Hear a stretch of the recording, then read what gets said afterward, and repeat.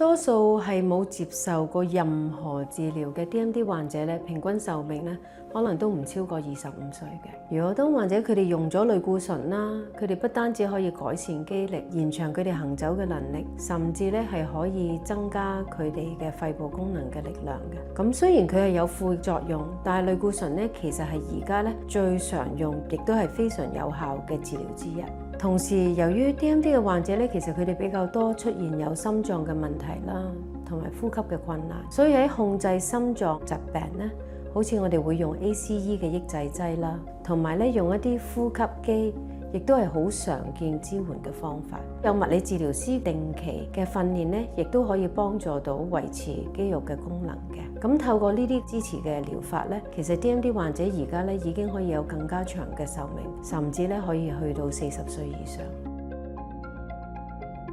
一般嚟講咧，如果 DMD 一旦出現咗症狀咧，其實就已經話俾我哋聽，佢個肌肉嘅病變已經去到某一個程度。如果能夠越早開始治療咧，可以盡快幫助減低嗰個病情惡化，甚至有啲時候咧可以令到肌力係會有改善。所以越早確診同埋盡早開始治療咧，就係越好嘅。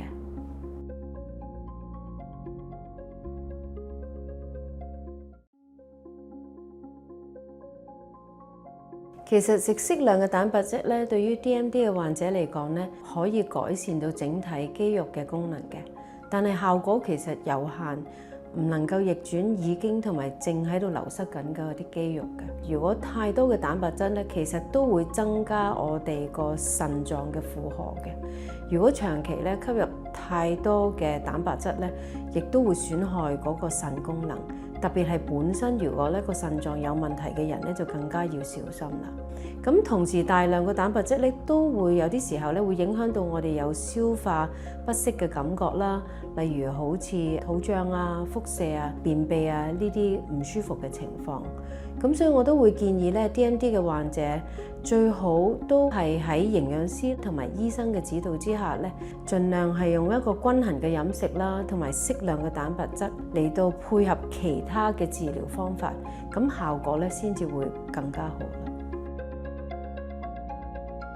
其實 DMD 嘅患者咧就可以進行一啲比較輕度同埋適合自己能力範圍嘅運動嘅，咁的而且確係可以幫助到佢哋保持嗰個肌肉嘅功能啦。